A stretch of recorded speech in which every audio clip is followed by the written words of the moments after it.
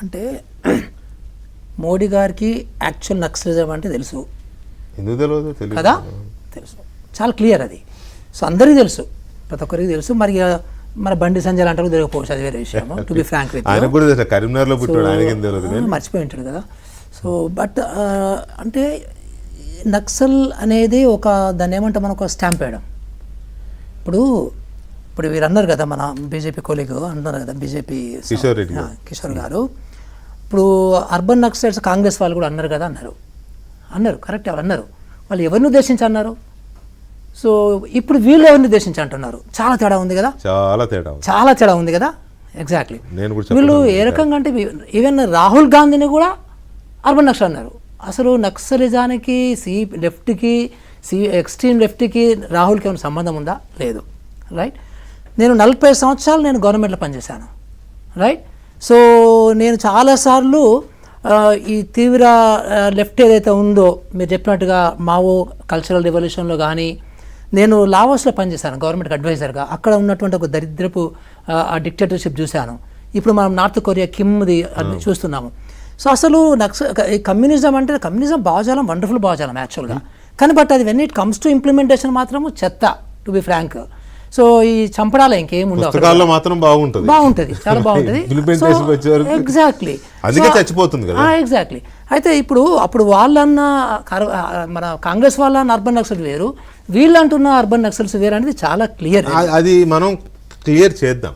అంటే నాకు కొంత దాని గురించి తెలుసు కాబట్టి every Naxal movement, whether it is people's war, ఆ తర్వాత మావోయిస్ట్ పార్టీ, జనశక్తి, లేదా ఇంకా చాలా చాలా ఎంసీసీ లేకపోతే సిపిఐఎంఎల్, ప్రజాపంత, చాలా ఉన్నాయండి, న్యూ డెమోక్రసీ, వీటన్నిటికీ ఫ్రంటల్ ఆర్గనైజేషన్స్ ఉంటాయి. రైతు కుల సంఘము, పీడిఎస్యు, రకరకాల మహిళా సంఘాలకు సంబంధించి వీళ్ళందరూ బయట మైదాన ప్రాంతాల్లో, ఊళ్ళల్లో, సిటీస్లో ఉండి వీళ్ళు అడవుల్లో దళాలుగా ఉన్న వాళ్ళకు ఫ్రంటల్ ఆర్గనైజేషన్స్గా ఉంటారు. ఒక రకంగా చెప్పాలంటే వీళ్ళు అర్బన్ నక్సల్స్ అనేది అప్పటి ఇది. ఇప్పుడు దిమాగి నక్సల్స్ అనేది ప్రశ్నించే ప్రతివాడు దీంట్లో ఈ కోటాలో వేసేస్తారేమో అనేది ఇప్పుడు జరుగుతుంది. అందుకే మనం డిబేట్ పెట్టాం. ఎగ్జాక్ట్లీ. ఇప్పుడు నిజంగా కూడా అర్బన్ నక్సల్ అంటే ఆల్రెడీ మొత్తం మీ ఫోను, నా ఫోను, వీరి ఫోను, వారి ఫోను, అందరి ఫోన్లు వాళ్ళ కంట్రోల్లో ఉన్నాయి. అబ్బా ఆల్రెడీ అంతే కదా. నా దాంట్లోనైతే పెగాసిస్ కూడా ఉంది, ఎప్పటి నుంచో ఉంది. సో ఇది కెనడా యూనివర్సిటీ వాళ్ళు, టొరంటో యూనివర్సిటీ వాళ్ళు కూడా చెప్పేస్తారు మొత్తం కూడా అయిపోయింది ఆల్రెడీ, ముందని ఉంది కూడా. So no problem. ఇప్పుడు నిజంగా కూడా నేను ఏమాత్రం ఒక చిన్న అలాంటిది ఏమైనా చేసి ఉంటే నేను ఎక్కడ ఉండేవాడిని కదా, అంతే కదా, ఎక్కడో ఉండేవాడిని. ఇప్పుడు స్టాన్లీ స్వామిని, లేకపోతే సాయిబాబా గారిని, వరవర్రావు గారిని, ఇట్లా ఉంది కదా list. Already they are in the jail, ఇద్దరు చచ్చిపోయారు కూడా వాళ్ళనే, అంత అయింది కదా. ఇప్పుడు మరి కొత్తగా ఈ దిమాగి నక్సల్ అనేది అది నిజంగా చెప్పాల్సిన అవసరం లేదు. ఏ మాత్రం కొంచెము ఎవిడెన్స్ ఉన్నా, క్లూ ఉన్నా కానీ అందరిని తీసుకొని జైలు వేసేస్తారు కదబ్బా. బట్ ఈ డైలాగింగ్ ఎందుకు, ఎర్రకోట మీను ఎంత ఎందుకు? That is a simple intelligence work అది యాక్చువల్గా. ఇది ఏం అనాల్సిన అవసరం లేదు. కానీ ఏంటంటే he's a threatening the people who are questioning him. Akunuri Murali లాంటి వాళ్ళని డెఫినెట్గా, సో ప్రకాష్ రాజ్ లాంటి వాళ్ళని. ఇప్పుడు మనకి అప్పుడు కర్ణాటకలో ప్రకాష్ రాజ్తో పాటుగా, గౌరీ లంకేష్తో పాటుగా అందరితో పాటు 42 పేర్లు ఏమో వాళ్ళు లిస్ట్ అవుట్ చేసుకున్నారు. అందులో 3-4 చంపేశారు, టు బి ఫ్రాంక్. సో అది అక్కడ గవర్నమెంట్ ఇంటెలిజెన్స్ డిపార్ట్మెంటే బయట పెట్టింది కదా. సో అంటే ఆ రకమైనటువంటి వాళ్ళకి అలాంటి ఆర్గనైజేషన్స్ ఉన్నవి. ఇప్పుడు మొత్తం అసలు దేశం మొత్తం వీళ్ళ కంట్రోల్లో ఉంది, ఫోన్లు మొత్తం వాళ్ళ కంట్రోల్లో ఉన్నవి, ఇంటెలిజెన్స్ మొత్తం వాళ్ళ కంట్రోల్లో ఉంది, టెక్నాలజీ మొత్తం వాళ్ళ కంట్రోల్లో ఉంది. ఇప్పుడు అసలు అలాంటి మాట్లాడాల్సిన అవసరం ఉందా అండి? నిజంగా కూడా అలాంటి అర్బన్ నక్సల్సో, లేకపోతే దిమాగ్ నక్సల్సో, లేకపోతే వాట్ ఎవర్ నక్సలైట్ సింపథైజర్సో, లేదా నక్సల్స్ని కోఆపరేట్ చేస్తున్నటువంటి ప్లేన్ మైదానంలో ఉన్న వాళ్ళైతేనే పట్టుకోలేరా? ఒక 5 నిమిషాలు పట్టుకుంటారు కదండి. ఎందుకు ఇన్ని డైలాగ్స్ ఎందుకు, ఇన్ని కథలు ఎందుకు, ఇవన్నీ కూడా ఎందుకు? టూ మచ్ కదా ఇది. That is not required. ఇప్పుడు Congress government how to identify దిమాగి నక్సల్? బికాస్ ఇప్పుడు మామూలుగా ఇంతకుముందు నక్సలైట్లు అంటేనేమో అడవుల్లో ఉంటారు, యూనిఫామ్ వేసుకుంటారు, ఆయుధం పట్టుకుంటారు, ఏవో కేసుల్లో ఉంటారు. ఒకటి అర్బన్ నక్సల్స్ అంటేనేమో వాళ్ళ డైరీలో దొరికిన ఇన్ఫర్మేషన్, వాళ్ళ సింపథైజర్స్, సద్ది మోస్టోడు, కొరియర్స్ ఏ ఉంటది, అది ఒక ఇది అర్బన్ నక్సల్స్ వాళ్ళకి. ఇప్పుడు దిమాగి నక్సల్ అనే దాన్ని ఎలా ఐడెంటిఫై చేయడం? ఒకవేళ మోదీ గారు అన్నట్టు ఒకవేళ వాళ్ళని ఐడెంటిఫై చేస్తే కదా వాళ్ళ మీద ఏదైనా కేసులు బనాయించి అట్లా ఆడాను కాదబ్బా, ఇక్కడ మీకు అర్థం కావడం లేదు. He's creating one more narrative. Okay, ఇప్పుడు వాళ్ళు ఒక 10 లక్షల నెరేటివ్స్ క్రియేట్ చేశారు. అందులో ఇది ఇది ఇంకొకటి కొత్తగా వస్తుంది. అంటే ఇప్పుడు ప్రధానమంత్రి నోట్ల నుంచి కొన్ని నెరేటివ్స్ వస్తాయి, అమిత్ షా నోట్ల నుంచి కొన్ని నెరేటివ్స్ వస్తాయి, మోహన్ భగత్ నుంచి కొన్ని నెరేటివ్స్ వస్తాయి, సో నడ్డా నుంచి కొన్ని నెరేటివ్స్ వస్తాయి. ఆ రకంగా చాలా మంది మన ఎంపీలు కూడా మాట్లాడుతుంటారు కదా, బీజేపీ ఎంపీలు ఒక్కొక్కరు గమ్మత్తుగా మాట్లాడరా. సో కేరళలో మా బీజేపీ పార్టీ ఎందుకు రాలేదంటే ఇక్కడ చాలా ఎడ్యుకేషన్ ఉంది. So right. సో ఇంకొక ఆరోగ్య శాఖ మంత్రి అంటాడు, సో గోమూత్రం అనే దాని ద్వారా అన్నీ పోతాయట, మొత్తం ఎన్ని సమస్త రోగాలకి అంటారు, అదొక నెరేటివ్.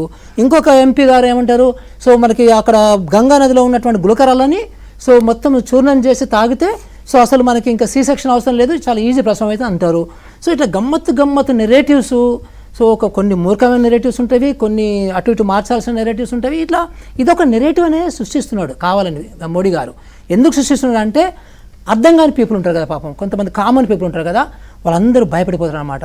అంటే నిజంగా కూడా నక్సలైట్స్ చంపేశారు, ఇంకా మిగిలిపోయిన వాళ్ళు ఉన్నారు ఇక్కడ. కాబట్టి నేను ఈ క్వశ్చన్ అడుగుతున్నాను.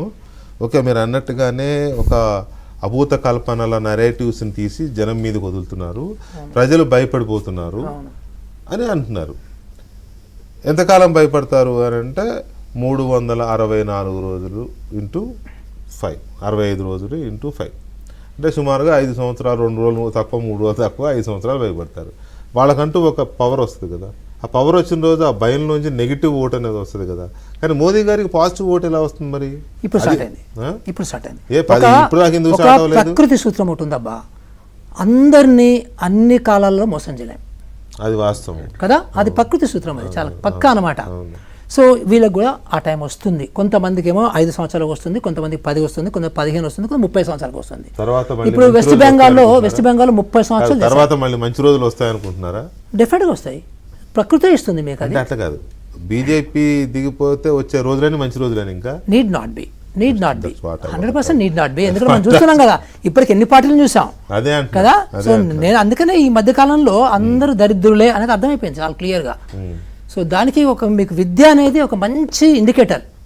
సో మీరు కాంగ్రెస్ వాళ్ళు విద్యనివ్వలేదు అప్పటి నుంచి కూడా, నా బీజేపీ వాళ్ళు అయితే బీజేపీ ఒక ఐడియాలజీ, అసలు విద్య ఇవ్వకూడదు అందరికీ అనేది వాళ్ళ ఐడియాలజీ. అది క్లియర్గా వాళ్ళు కొన్ని 100 సంవత్సరాలు 1000 సంవత్సరాల నుంచి మహిళలకు విద్య ఇవ్వకూడదు, తర్వాత మొత్తం బహుజనులకు విద్య ఇవ్వకూడదు, ఓన్లీ బ్రాహ్మిన్స్, అది ఉంది కదా, ఆ స్టోరీ ఉంది కదా. ఇది సంథింగ్ నాకు ఎందుకో అంటే మురళి గారు మీరు అంటే నేను దీని మీద చెప్పగలను, దీని మీద నేను చాలా రీసెర్చ్ చేశాను. దీని మీద బీజేపీ వాళ్ళు చదువుకోనివ్వరు, మహిళలు చదవడానికి వీల్లేదు అన్నారని వాళ్ళని విపరీతంగా తప్పుపడతారు. 100% మహిళ బయటికే రావద్దు, బురకా వేసుకొని ఇంట్లో ఉండాల్సిందే అనే ఆ సెక్షన్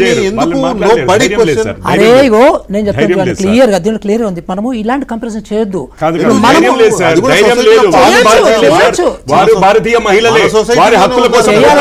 కానీ మెజారిటీ ఎవరి దగ్గర ఉన్నారు?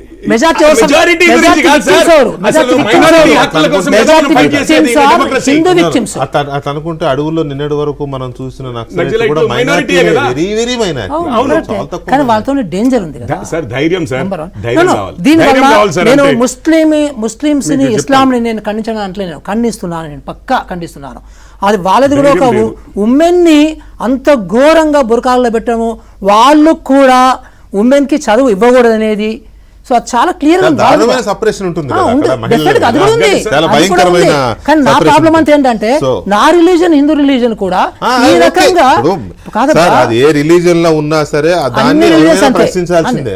ఇందులో ఒక హిస్టారికల్ సత్యం అవుతుందండి. సో ఈ దిమాగి నక్సలిజం అనే దాన్ని ఎలా ఐడెంటిఫై చేస్తారనే దగ్గర దీనికి ఒక కామా పెడుతూ ఇప్పుడు పుట్టుకొస్తున్న